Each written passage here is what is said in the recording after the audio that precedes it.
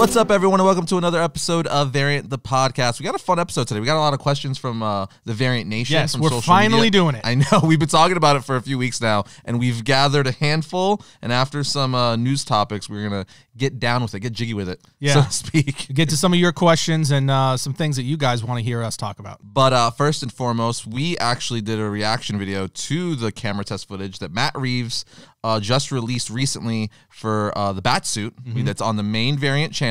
But I know maybe some of you haven't seen that, so we wanted to briefly give our summary thoughts right here on the podcast. Yeah, and we actually, from some of the questions that we got here over the last couple of days, was people asking what we thought and what was our, broader thoughts on the suit, which, again, we did answer in the reaction video, so make sure to check that out. But very briefly, why don't you tell them what you thought about it? I dug the suit. I like that it's very much an early progression suit for Batman. It's definitely not a fully realized Batsuit yet. It almost seems like we're going to kind of get the Nolan effect, where this is probably going to be a trilogy. Matt Reeves' Batman movie is probably going to be a trilogy, much like Nolan's Batman movies were a trilogy. And through the course of the Nolan movies, obviously his suit progressed. So we got, the Dark Knight one with armored plating and stuff like that. So I think we're going to kind of go that route with this, it seems, because if it's a trilogy, I can't see this being the final Batsuit, because it still seems like there's stuff for a lot of kinks to be worked out, and then Lucius Fox and Alfred to be brought in, I would imagine, to help them finalize it. But I really dig it. I know the main thing everyone is talking about is the bat symbol. Everyone's saying it could be Joe Chill's gun, as it looks like two gun handles that he melted down and made it his bat symbol, broken in half, one for each parent. So that is a lot of people are saying that as fact, though. I do want to say that, because initially I thought, like, it, on the internet, so many people were talking about, you're like, is this fact? Who said this? Did Matt Reeves say this? This is just fan theory. Right. This is not confirmed by Warner Brothers, Matt Reeves, no one. This is purely a theory that the internet has made, that it is Joe Chill's gun in the bat symbol. So, but I think that could be really cool. Definitely what Kevin Smith did in Detective Comics 1000, which is funny because we did an episode on that almost immediately when they released that. And not many, and I told you at the time, like, not many people are talking about this. This is one of the coolest things added to Batman's mythos in literally like almost a decade. And now that this came out, now everyone's talking about it. I'm like, yes, at least it's getting some spotlight, because that's a Kevin Smith and Jim Lee story. Jim Lee drew that. So I'm glad it's getting some spotlight, and that if this does turn out to be true, Kevin Smith is going to get some much needed love, because that was a brilliant idea. Overall, though, I'm digging the suit, as I think it's a mixture between the Arkham Origins suit and the Arkham Knight suit, with some, flavor thrown in from Batman over the years, like Sean Murphy's collared pop cape. And then there's people that are wondering if we're going to get the original bat ears, the Bob Kane bat ears, where they kind of flank out a little bit like actual Batwing. So that'd be really cool. That could be interesting. That could be an interesting ad, a little tip of the hat to the real original gangster. The bat symbol also is very reminiscent of the Bob Kane bat symbol, where if you look, it doesn't have the bat ears on the top. It's just like a big wing. But that's my 2 cents. What'd you think? Like we talked about before, it's very similar to yours. In fact, one of the questions that we got the most was, do you think the Batsuit is going to evolve over the films? And yes, both of us agree that is exactly what we're likely to see. The iteration that we're seeing and we're getting our first taste of now is just the first suit and what is likely going to be a dramatically evolving Batsuit, as well as everything else about Batman over the course of the 2-3 movies. I believe they're saying it's likely to be a trilogy. So from the Batsuit to the Batmobile, even the Batcave, we're going to see, and this is what you and I both are hoping we see, is this real dramatic evolution of Batman that we haven't really seen. We got something like that. We got a version of that in Nolan's Bat films. But I think the difference between that is Nolan went hyper real with Batman, and so it was a lot about realistic technology and things like that. So everything was very tactical. It was just a very different approach to Batman. Whereas this will be the first time we'll see that played out in a more comic centric way. So just across the board, that's probably what I'm most excited about, is getting to see that. Do I think it's perfect? Like if I was the one designing it? No, but it says these aren't my films, so I'm not going to get into like, these little nitpicks and all that. Yeah, because, this is Matt Reeves' story that he wants to tell, and it's going to be, you're never going to please everyone. I think context is a big thing too. We need to see it within the world as well. Like because 100%. we don't know we have rumors, but we don't know what the world is going to look like definitively yet. And even the lighting, because that was another thing with this camera test footage. It was very noir feeling. Yeah. Even the cover, I forgot to mention that when we actually, on our main video that we put up on the Variant channel, the cover for Batman Year One is red and black. Yes. So in this, obviously, is red and black, just like Batman the Animated Series and all these, beloved Batman stories and series over the year. So that's not an accident. Yeah. So I'm very excited. I just think we're really going to get Matt Reeves' love letter to Batman. Oh, God, it's going to be something to that effect, because everything, we've talked about it many times, everything that we've heard about what he's been using as inspiration or the grounding of his story is things like Batman Year One, Batman Hush, Batman the Animated Series, The Long Halloween. These are Batman-centric storylines and versions. So it's like Batman's greatest hits. Yes, really. So it very much feels like we're going to get something of a love letter to Batman in film version, which, if you're a Batman fan, if that just doesn't sound like, sweet nothings being whispered in your ear, I don't know what will. I'm all for it. Yeah, we're both digging it. What's crazy, spinning out of this, there's now rumors circulating that a Batgirl film is in development that will be attached or within the same universe to the Matt Reeves Batman. So does that mean, if this holds true, does that mean they're just building out their Batman universe? Like, instead of having a DCEU thing, they're just like, we're just going to take all the Batman characters and do our own thing with because there's more than enough villains and, allies and stuff to just do Batman, obviously. Sure. So do you think that may be DC or Warner Brothers' approach? Possibly. It's like, I keep saying it over and over again. My biggest concern with DC and Warner is there's no definitive direction for what they're doing with these characters. Okay. And so if they do that, and if it stays in the hands of Matt Reeves and really competent creators that are allowed to actually be responsible for their films, and there's not too many cooks in the kitchen, we're likely to get some really great stories from the Bat family and in the Batman world. But, and I think, a good amount of people might agree with the idea of, I really want to see them build out the DC universe. Oh, for sure, yeah. The DC cinematic universe. Yep. I really would like to see, because there's just so much potential there. And if you just give it the right amount of love and attention to, staying true to the core of who these characters are and some of the stories, even if you're just tipping the hat to these classic stories, kind of like what we're hearing, Matt Reeves is doing with Batman, the Batman, and you slowly build something out over time, something akin to what Marvel did with the MCU, and you let fans kind of see that play out. That's going to be, for me, I think that would be the most fun version of it.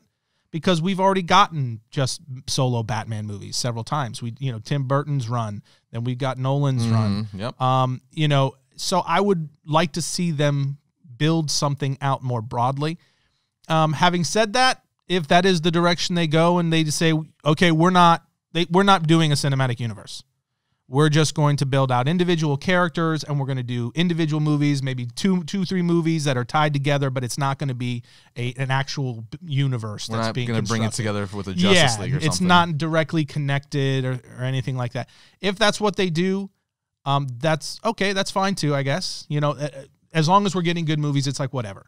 But I guess the bigger problem for me would be, and you'll probably agree, is do one or the other. Don't do some weird hodgepodge of where you have like all these things going on over here. Like you have 3 Batman movies happening over here, but then there's another Batman over here operating inside of a cinematic universe. You know what I mean? Yeah. Where there's all this weird piecemeal. It's just going to be, I think, one, you're going to oversaturate with certain characters. Yeah, I'm just concerned to, because I just want to know one way or another where this Matt Reeves Batman movie is going to live. Right. I feel like we're constantly talking about the DCEU because it's like in its weird state of flux. Like no one knows. That's why we're not the only ones talking about it because with getting more footage and eventually a trailer and stuff with this movie, people are going to be more and more curious. So like, okay, well, what are you doing? Where does this fall? Right. Because to me, the Joker being a standalone, that very much makes sense that was like its own kind of thing. Because that was more of a drama, quote unquote artsy film, if you wanna say that. So that one, while I would have loved for that to still be connected to the DCEU in some way, that one I feel like makes more sense. But with knowing Reeves wants a trilogy, I don't necessarily want another like version of a Nolan Batman. I don't want another Batman trilogy to stand alone. Right. We already got Wonder Woman, Shazam, all these other characters. Suicide Squad 2's coming out, Black Adam, but you're gonna have Batman, like your most popular character, like all by himself, alone. So I'm like, how can you have a DC universe without Batman? Yeah, you can't have a DC universe without like Batman, Superman, and Wonder Woman. You know what I mean?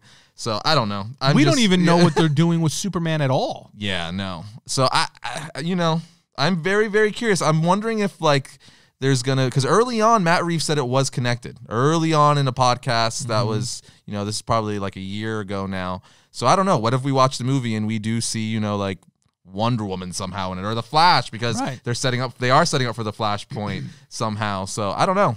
Like time will tell. It's very possible. And something I've been thinking about is, especially because of the popularity of Joker and Joaquin Phoenix's performance, I would not put it past the Warner Brothers at all to be like, to have the Joker, because bring him in. Matt Reeves is using so many villains. It would be weird almost if the Joker doesn't appear at some point. Right? I think it would be interesting because they have not named anyone as Joker, said anything as Joker. It would be really interesting to see if they were keeping that a secret. And it turns out, fast forward to Bruce is older. Now Joaquin Phoenix's Joker is a little older. He appears in maybe the second film or at the end of the first. That would be mind-blown kind of stuff, because still one of the coolest reveals to date in a comic book movie or any pretty much nerdy movie, the one that always stands out to me is the Juggernaut reveal in Deadpool 2. Oh, yeah. Because that wasn't advertised. No, that was a genuine surprise. Yep. We know, no one had any hint of it. I still don't know how they kept that a secret. So if they do something like that, where this whole time, because they, like you said, at the end of the Joker film, they did show Bruce and stuff like that. So he's just an older Joker, and it just kind of, they make it work somehow. I'd be totally down for that. I would too. In fact, I would think that would be one of the coolest surprises they could do, because it was just you did have a plan, or at least it would look like it, right? Yeah, you know what I mean. There's a very good chance that it might be like, this is what we're doing because of the response and the having. Well, I don't know, because Matt Reeves definitely seems like he has creative control over this story. So it's true. But it would be very cool to see. So excited. But going back to Batgirl appearing, in whatever cinematic form, I think that's long overdue.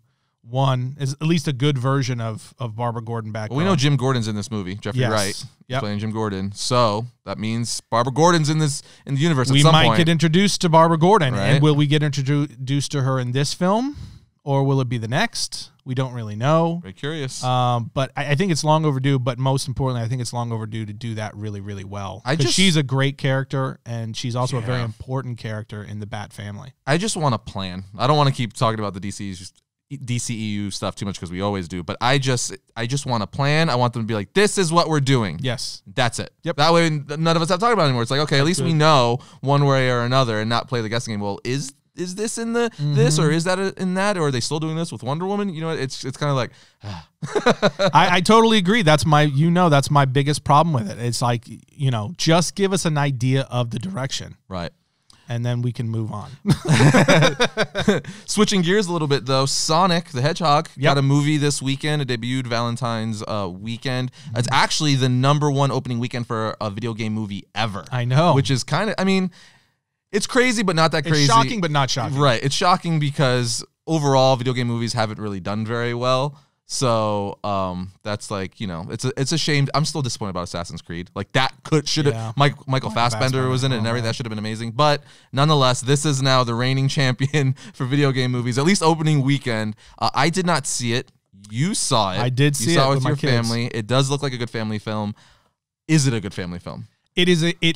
It is a very good family film. It was a fun family film, but make no mistake, it is absolutely a family film. Okay. So the target audience is young kids. All right. So for anyone who's wondering whether, and for me, that doesn't bother me. Okay. I'm a big fan of animation. I love family films. Right. You know, that's kind of just as a creator, that's a big part of what I enjoy is, and I work on myself is family style entertainment.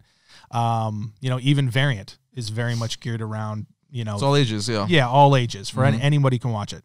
But this is, first of all, we went to the theater on Sunday night at 7:30 and it was packed. That's crazy. I was shocked that it was packed that late on a Sunday night, and all little kids and everything. We were excited for Sonic. And we took all of our kids, my wife and I, and a couple of their friends, and they all enjoyed it.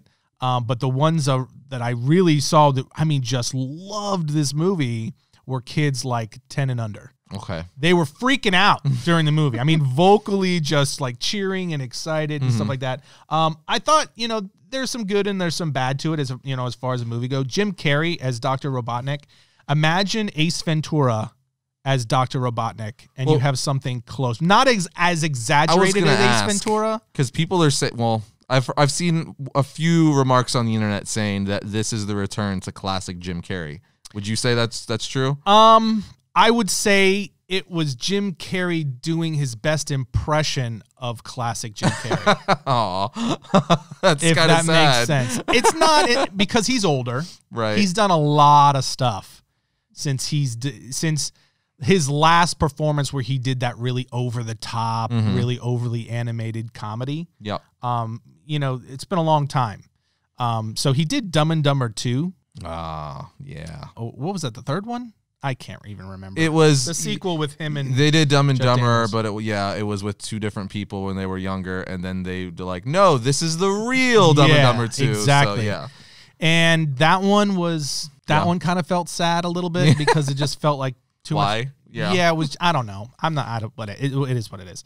But this one was very much like Jim Carrey doing a toned down version of Ace Ventura. Okay. As Dr. Robotnik. Does he get, because we know Dr. Robotnik in the video games and cartoons, he's a little heavy set. Not at all. Not at all. He's Jim Carrey. He's thin. Okay. You get like facial feature wise, by the end you get and you see it in the trailer, so this isn't a spoiler. You see him with the long mustache. Okay. And he's bald and stuff like that. So you do see that, but just briefly. You know, I won't get into spoilers about the movie or anything like that, but there's a couple surprises and stuff like that. But just overall, this isn't going to be like, this isn't going to be a movie that you're taking a date out on or something. Or you and your buddies are going to go watch, you know, unless you really like Sonic and you know this is a family film and it's just for fun. Hey, go nuts. But it's very much a family film, and I thought for Sonic, it was well done. This will tell me a lot. Detective Pikachu or Sonic, which one did you like more? I would definitely say Detective Pikachu. Okay, that's all I needed to know. I will wait for Blu-ray. Yeah, again, very different. Detective Pikachu, you could go down the middle. It was still a family friendly. It was a family and stuff like that, and you could take your kids, but it had some comedy in there with jokes that were, you know. This one did not. Usually a lot of kid films have that kind of innuendo middle ground. No? None. Oh, okay. It would not. Was it rated G?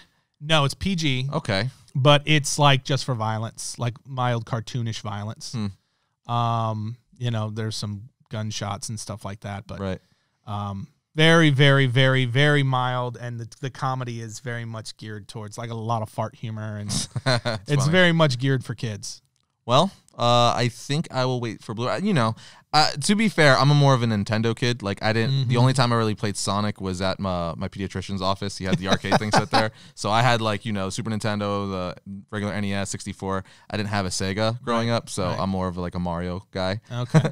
But in any case, let's move on to comics. Go back to comics because we have some big announcement. As we know, DC's Dark Knight's Metal was one of the biggest events that DC's done in several years. Most successful events. Well, we don't have an announcement. It was announced. It was announced. Yeah. No, we have an exclusive, Tim. I didn't tell you. The Batman who farts. No. No, they did announce a sequel to Dark Knight's Metal. Yes. They did. So we are getting a sequel to Dark Knight's Metal, which is called Death Metal. Death Metal. It is very, very... Of course it is. Yes, it's very fitting, especially if you know anything of Greg Capullo. He is like that total rock and roll like metal dude. He has like a huge guitar collection. Like he's a big fan of Black Sabbath. Sabbath, super nice dude, but he's metal, right? And it's kind of warm. And him and Snyder have become best buds, so it's kind of rubbed off on Snyder. Where he's like, yeah, rock and roll. So, but you could see that a lot in the promo art for this, where we see freaking Batman. He has like the Grim Reaper staff, which is like a scythe, is that what they're called? And he just looks, he's on this like Harley leather big jacket, almost like the good version of the Batman Who Laughs, but still like rock and roll metalized. Right. Then we got Wonder Woman, Superman. They both, Superman's rocking the long hair, ripped t-shirt. Again, very metal. But the crazy thing about this that we learned from the announcement is that Wonder Woman is actually going to be the main character in the sequel. So Batman will be prominent. But Wonder Woman will be, kind of steering the ship with this one. So I'm very curious to see how that is going to come into play, considering that Barbados, however you want to say it, the Bat God was the big, the big bad in the first one. And I imagine he's going to come back for this one. So I'm wondering how Wonder Woman, so you would think that means Batman still has to be at the forefront. So I'm wondering how that's going to work with Wonder Woman. I'd imagine they're kind of doing it this way too, because this is going to be released around the time of Wonder Woman's new movie, Wonder Woman 84. Right. So the comics got to line up with the movies. So I'm excited. I really liked the first one, and Snyder and Capullo did say they are promising us even more evil versions of Batman. Yeah. So that is crazy. The Batman Who Laughs obviously is the breakout hit from that series. Right. Bunch of freaking Dawnbreaker in there, Destroyer. I think this name's Destroyer. There's so many. I don't even remember all their names anymore. Red Death is one of my favorites, though. But we're going to get more. So I'm very, very curious to see where they're going to go with this. Yeah, I was thrilled to hear that Wonder Woman is going to be the central character, because we've been talking about also about how, like, are they overdoing it with some of the Batman characters and things like that. And the Batman stories. Devastator. Sorry to interrupt. His name is Devastator. That was the most... Not Devastator. That was the most ADD. Because I knew I had the name. It's not Destroyer. Devastator. Continue. Sorry. Carrying on. Yes. So I was really thrilled to hear that the Wonder Woman is going to be the central character. Yes, 100%. It is because Wonder Woman has a movie coming out, so they've got to stay centric to the characters they're trying to, promote the most. But I'm also mainly happy about it because we have just been getting a ton of Batman stories, and I do think it's time for them to start unwinding some of that. So I think that's a great way to do it. Also thrilled to hear that they're introducing some new evil Batman. They were the best part of the Batman Dark Metal series. So really excited to see how not only what characters they introduce, but how they're going to use that to kind of wrap up this huge arc that they've been on for a while. It's crazy to me, though. It's like, how many versions, does Scott Snyder and Capullo, like, are they going to dream up? Because it's crazy. Like, we've got so many, like, already. We got, like, the Drowned, the Grim Knight, Batman Who Laughs, Red Death, so on and so forth. So I'm just very curious. I guess maybe you could, I guess, go endless, because really every evil version of Batman is just, a Batman based on, like, another DC character. So the Drowned is like the Aquaman evil Batman. Red Death, the Aquaman, or the Flash evil Batman. And we need an evil Batman Shazam. We have that in Secret Six. They did? Well, it's not. He's just a he's not Bruce Wayne. He is not an evil. He's not Bruce Wayne, but he is called the Shazam Who Laughs. Yeah, but it's not really. So you want a Bruce Wayne that kind of steals, like, the Shazam power. Yeah. Okay. That'll be like a Bruce Wayne Batman, but that has the power, because that's what all the other ones are. Right. Yeah. They're a Bruce Wayne Batman, but that has the powers of the Flash or Green Lantern or Aquaman. Right. That's what I want to see. I want to see somebody either Superman or Shazam. Just this really all powerful Batman. That would be pretty crazy. Yeah. I know they already. And then you could have the Shazam Who Laughs face off against whatever they call the Bruce Wayne Shazam. Yeah, I saw something like that. I think would be cool to see, is to give them, to give him, like, Superman like powers. You know what I mean? And have to merge. So what would Superman like powers be like mixed with Bruce Wayne? I don't even know. I know the Devastator one. They kind of merged him with Doomsday. That was that. So they didn't do the Superman one, because if I remember, he serves me correctly, he killed Superman in that. So I don't know. We'll see. Could be. But we do have some more Star Wars news to continue on, because apparently you found this out. I'm very excited about this. If it holds true, Star Wars Galaxy's Edge, we both went late last year, and I guess there's a little birdie saying they're looking to integrate the Mandalorian into Galaxy's Edge, both in Disneyland and World. Yeah, so there's rumors now that the Mandalorian, Walt Disney World and the Disney company is looking to introduce the Mandalorian into multiple aspects of what they're doing with Star Wars because of the popularity, especially with the child and all that kind of stuff. Yep. So one of those areas is into Galaxy's Edge and even the Smuggler's Run ride. So to be fair, they said right from the beginning that the Smuggler's Run was always meant to be 3 or 4 different iterations of the story that you get on the ride. But for, I think it was time purposes, they ran out of time and money. So that got cut down to just one story, basically. But now they're looking to add to it, go back to the original plan, add to that, and somehow integrate the Mandalorian into the actual Smuggler's Run ride, which for those of you who are wanting Smuggler's Run, that is the Millennium Falcon ride in Galaxy's Edge. But they're also looking to integrate Mandalorian characters into the land itself, similar to some of the characters that we've already seen running around the land. Now, the problem with that Disney is facing, and from what I'm hearing, this is what they're trying to sort out, is they kind of pin themselves in a corner. And I know when we went there, you and I discussed this quite a bit about how they kind of set themselves up a little bit for a little bit of trouble when they created Galaxy's Edge within a very specific timeline in the Star Wars universe, which is post this most recent trilogy. So it's actually supposed to be between Force Awakens and The Last Jedi. Or is it The Last Jedi? Last Jedi and Last Skywalker. Jedi, Rise of Skywalker. Rise of Skywalker. Yep. It's one or the other. Anyway, at least the point is, it's during the new trilogy. Right. It's during that time frame, and which means that you are not able to use legacy characters like Darth Vader, Luke Skywalker, Han Solo, basically Princess Leia. all the Star Wars characters. Right. Which, and again, those characters, I don't care what anybody says, those characters are Star Wars. Now, does that mean that you can't create new characters and new characters can't be popular? Of course not. But we would not have Star Wars absent those characters. That is just true. Which it is kind of weird when walking around that park to not see Darth Vader, R2, right. C-3PO. The only one you really see from the original trilogy is Chewbacca. Right. And that's kind of crazy to me to go to a Star Wars land and not see Vader, Luke, Han, Leia. We can get Chewbacca. We can get C-3PO and R2-D2. We could even, get Lando, but an older version of Lando, right? But all these other characters, the big hitter legacy characters, it makes it difficult for them to use them because of the timeline. And that's going to include The Mandalorian, because The Mandalorian is set between Return of the Jedi and A Force Awakens. Yep. So there's a timeline issue that they've got to work out. Now, my opinion, it's still early on.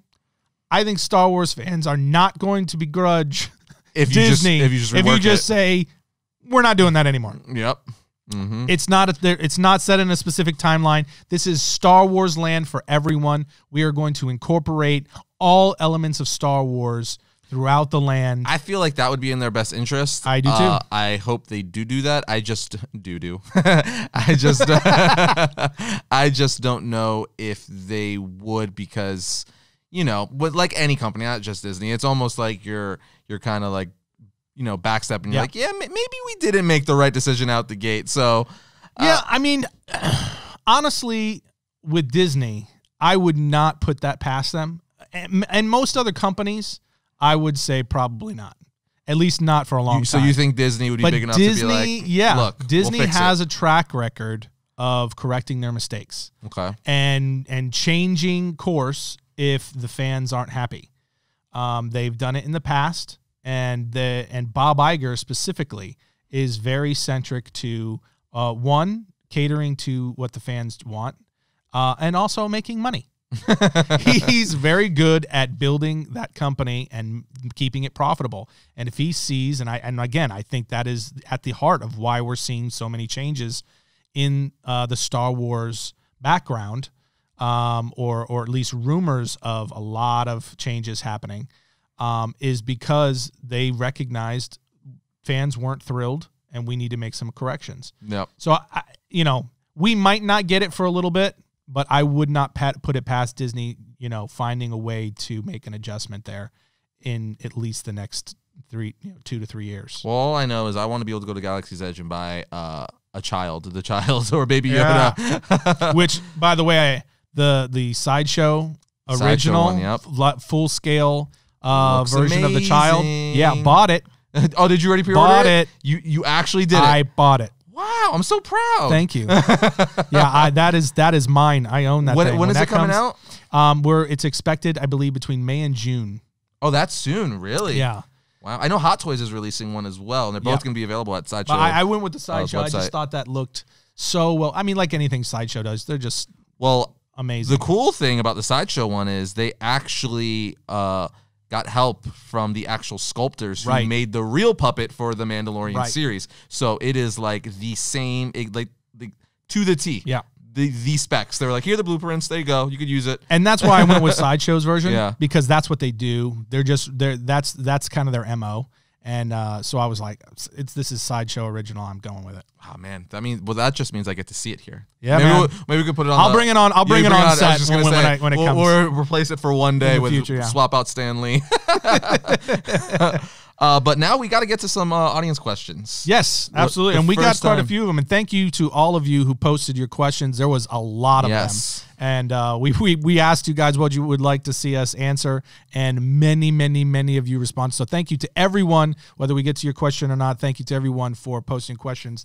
And we're going to be doing this regularly, so you'll have your chance. And even some of you posted some things that we really liked for whole segment ideas. So that you guys actually do that quite frequently. I get like you and me both get a lot of episode ideas from just comments of YouTube videos and stuff like that. Without a doubt. Then I'll put them notes in my phone. I'm like, yeah, that's all. I think someone just tweeted me the other day. It was the League of Assassins versus the Court of Owls. That's a great one. I know. I was like, oh, that is a good one. Great one. Kudos to that one. Yeah, Batman like ninjas versus like Batman Underground Society. Yeah, like, that's pretty things. dope. It's like that's pretty freaking cool. Yeah, Variant Nation, second to none. All right, so first up we have an Instagram question from This Is Matt Sosa. He asks, do you have any fears or trepidations about the upcoming Batman movie? I think the only one I could think about, I don't want it to fall, like we kind of discussed this earlier, into that Nolan trilogy thing where it's just his own thing, 3 and done, see you later.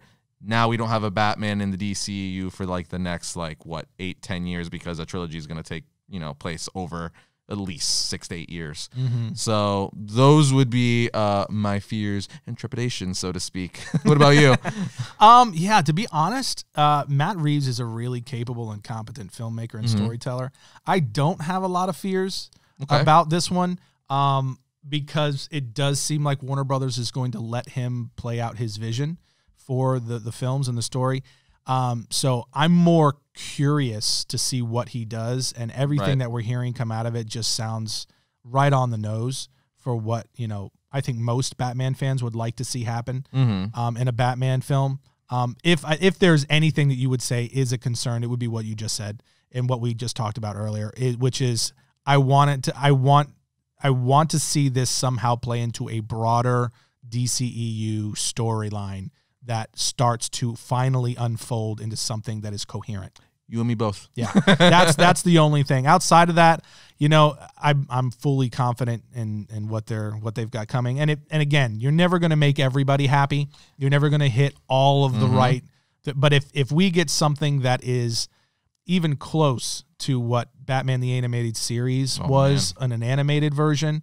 Dirty to me. Yeah. Yeah. You just can't ask for better than that. So I'm ready. Yep. Next question up is also from Instagram. It's from S Romo 12321. Thoughts on Andy's 12:32. You can tell you're a DC fan. Thoughts on Andy Serkis directing Venom 2. Now you're we're both big Andy Serkis fans, but I think you a little more so just because your love for Lord of the Rings and obviously he's Gollum. Yep. So you go first. You lead off on this one, and then I'll give my thoughts. See, that's a tricky question. Because I would never say anything to disparage Andy Serkis. Nothing he bad. is such an incredible talent, and he's such a great storyteller. He is by far the greatest mocap performer in the game. He's the godfather of mocap performances.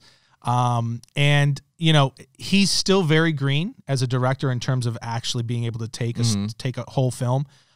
He's done a lot of ghost directing. He did a lot for actually The Lord of the Rings and The Hobbit. And he's done several other things. He's just so talented. And directing is such a hard job.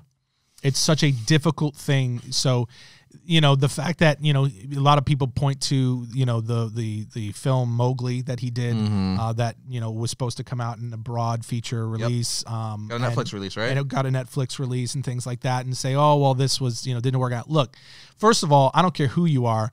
Everybody has films that don't work out exactly the way you wanted them to. Secondly, you know, again, you learn as you go. You know, the more experience you get, the better you become at a particular thing. And again, directing is directing a film is a very hard thing to do. And anybody who wants to, you know, knock that, I would just say, try it one time. Right? So I have confidence that and this is like kind of in his wheelhouse too, with a lot of visual effects and characters that are going to be like kind of mocap. So I have confidence that he's going to be able to pull out something very cool. And I'm more curious to see what he does with it. So I was actually thrilled when he got it. So I'm curious to see what he does with it, and I think in the end it's going to be a fun film. As for me, I don't really have an opinion. I've never seen a movie he's directed. I believe this is his second feature film, right? He's done 2 features, and he did one like made for television movie. Okay. So, but bottom line, he hasn't directed a ton. Right. Now I know I love him as an actor. I think he was one of the things I love most about Black Panther, and one of the things I hated most about Black Panther, because he was so good, and then spoiler, they killed him early on. So I was like, oh, come on, man. He was such a cool character, and he was Claw. It's one of the main villains for Black Panther. That's neither here nor there, though. Point is, I do really like Andy Serkis, so I'm rooting for him for sure. Yeah. I hope this is great and that he continues to direct and we get good films, but I really don't know what to think, just purely because I've never seen anything he's directed. I would imagine, you know, being the talented man he is, he's probably going to do, if anything, at least a decent job with this film. Right. You know, he's working with freaking Tom Hardy. He's got Carnage in the movie. He's being played by Woody Harrelson. And those, Tom Hardy and Woody Harrelson, I mean, he's directing 2 phenomenal actors right there. So, like, you know, not to take anything away from directors, but, like, that's helping him a lot right there. You know what I mean? So I'm definitely excited to see what he brings to Venom, and just, you know, how dark he kind of goes with it too, just because you got Carnage in this movie. So I'm very, very curious to see what he does with Carnage in this movie and how he continues the Venom legacy. Yeah, he's got a ton of talent. So for me, I just have a lot of confidence in seeing him get a shot to do something very cool like a Venom film. So I can't wait to see what he does. Yep. But continuing, Chris Aldrich on Twitter says, "I love to hear you talk about what Valiant Comics is doing, especially their 2020 Year of the Hero stuff." We actually are really good friends with Valiant. Yep. So we've been, you know, knowing about this for a long while now, before, you know, they even announced it to the public and stuff. And I think you could agree with me. I'm really excited for it. The 2 things I'm excited most for it is the relaunch of XO. Yep. I think we actually got an early issue of that before it was even had colors and stuff, so we already read it. Yeah. I believe it's still not out yet. Not yet. We were able to read it, and it's pretty solid. It's pretty solid. Definitely going to keep reading. But even more so than that, I do love because XO and Bloodshot are my 2 favorite characters from Valiant. I know I'm basic, but but I am really excited for the relaunch of Shadow Man. Yes. That they're doing, and you love some Shadow Man. I love Shadow Man. They're bringing him back, brand new series. So I'm very excited for that. So I think it's funny though that this is called Year of the Heroes, and we just got Year of the Villain for DC. Yeah. So they're like, oh, okay, we're gonna be the bright side to DC's dark side. Yeah, I think that the what Valiant is doing right now, because they are also introducing some new characters recently, like the Visitor is one. So they're introducing several new characters. So I think they're doing some really cool stuff right now. I'm actually been really diving into some of the new storylines and just getting to see what exactly they're doing. We've been getting some advanced looks at some of these, and I've been enjoying that quite a bit. We're actually going to talk more about that as it starts to unfold, and the Year of the Heroes does unfold. We'll talk more about that even on the regular show. Yep. In fact, we got a history of Bloodshot coming up. Yes, and the movie's coming out soon too. Yep, with the new movie. So, but yeah, they just relaunched Bloodshot, and that's going pretty cool. EXO, like you said, Shadow Man. And then the new characters they've got coming. So I think it's a ton of fun.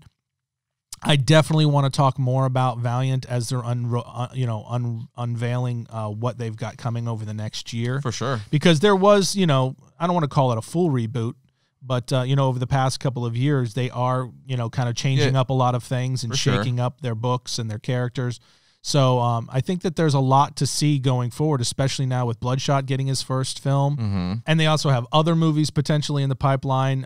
So we'll see what happens, but I'm really excited to see what Valiant does here over the next few years, just in general. For sure. The success of Bloodshot, I think, movie-wise, is going to tell a lot, because obviously blockbuster movies, that's going to bleed over a lot into other forms of entertainment. Definitely, it's going to have fans go back to the comics. So I'm very, very excited. And I think this is a perfect time for them to be starting with number ones and stuff like that. Because Rye is still early on. I think that's only like 2 to 3 issues in at the time of us shooting this podcast, and that's been really good. You're picking up kind of where he left off. They've also got Ninjak, another fan favorite. So they have I think people forget, but they are the third largest superhero universe. It's literally DC, Marvel, and then Valiant. That's right.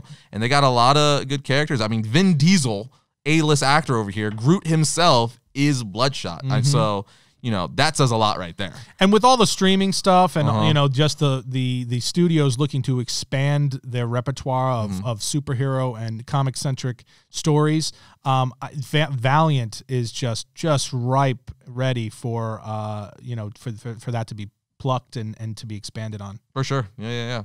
But let's continue, shall we?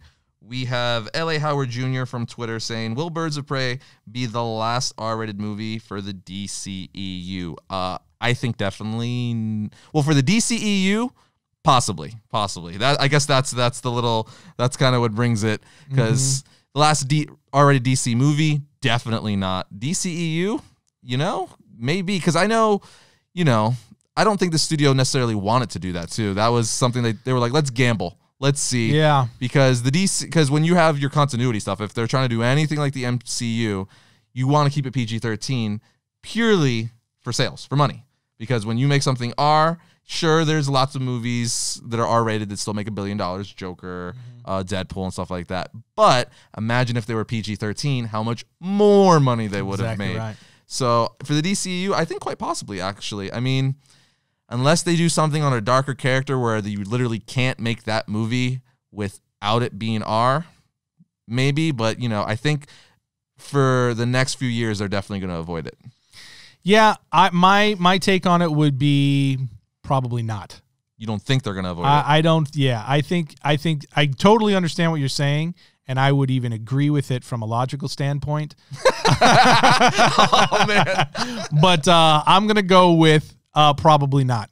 I think we are going to likely get more R-rated DCEU throwing films. Shade. Listen, man, I'm just going by what we've seen so far. In my opinion, the Birds of Prey should not have been rated R. Right. There was nothing about that movie that was rated R except for the language. And it was like, you just made it rated R just to make it rated R. There was a lot of people were asking, why is this rated R? Yeah, like a bunch of people. It was stupid. All they had to do was tone down the language that would have been PG-13, more accessible to a broader audience. And the violence, it was pretty violent. It was violent, but dude, freaking Walking Dead. I mean, Yeah. I could go on and on and on. There's so many things. You can push the envelope a lot farther in PG-13 than you used to be able to. Well, that's a cyclical thing, and we won't go down that road. But as of right now, you can push the limits on PG-13 violence quite a bit. And there wasn't a ton in that movie, violence-wise, that was like, oh, wow, that had to be in this movie, and that was really R-rated violence gore. You know what I'm saying? Yeah. So, in my opinion, this film should have been PG-13, and they should have made it because they would have given them a better opportunity to make more money. Right. That's just my opinion. You know, take it or leave it. But so I would say there probably will be. What that will be, I have no idea. My if it were me, I would try to keep it very like open, like you just said, to where keep it the PG-13 range, so you can reach a broader audience. Because again, these characters, these stories, you know, they are, just broadly speaking, not in all cases, of course, there are stories that are darker and more adult, but broadly speaking, these are characters that are, made for, young people and young and old alike, I guess you could say. All right, and our last question for today is from your favorite Dylan 1220 on Instagram. He says, how do you guys feel about DC continuing the Batman animated series show on a comics or as a comic series? Now, Tim. Yeah. I was in my office, was working on a script, check the news as I do every so often. Oh man, you done stepped in it now, your favorite Dylan.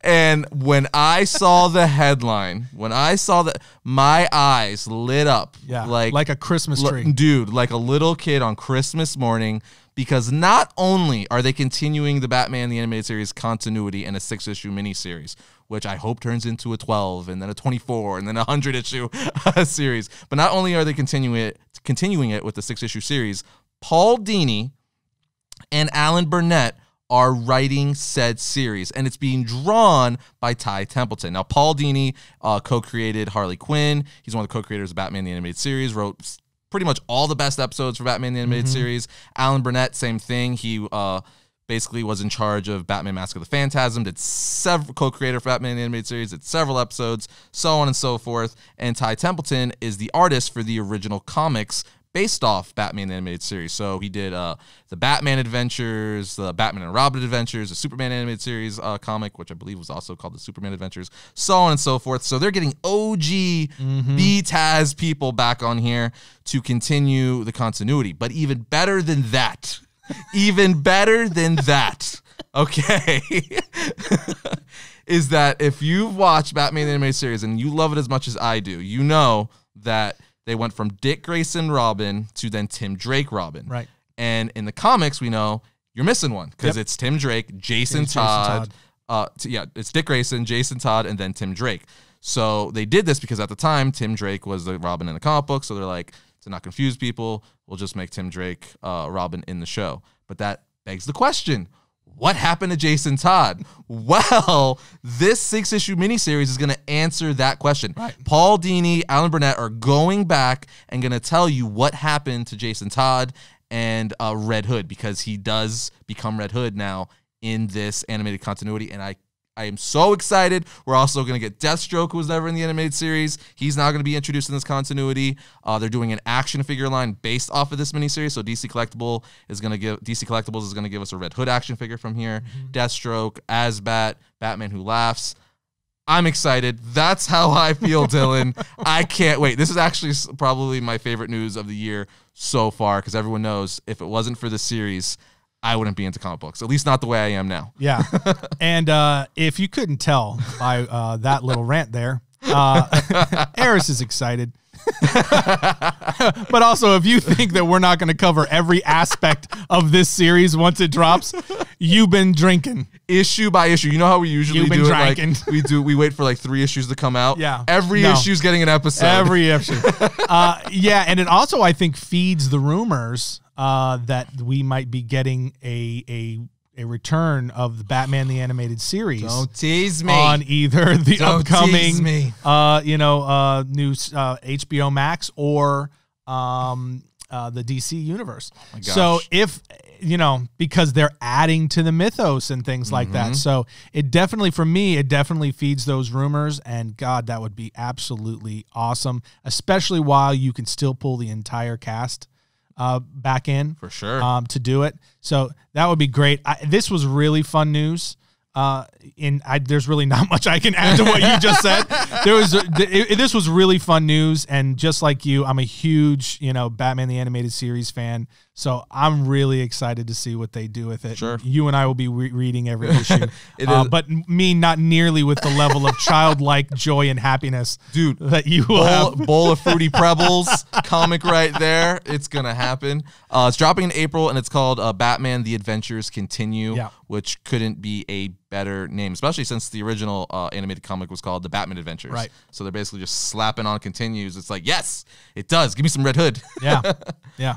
But that's going to do it for today's podcast. Yeah, and thanks again, everybody, for all your questions. We're going to do this more regularly. For sure. We might even start grabbing just a couple of quick questions to answer at the end of each episode here going forward. So be looking out for us to post, hey, what would you guys like us to ask or answer this week on our Twitter, our Instagram, Facebook, and even on the individual episodes themselves. You can post your question in the comments section, and we'll be looking for those as well. For sure, but we'll see you guys next time when we talk about all things comics.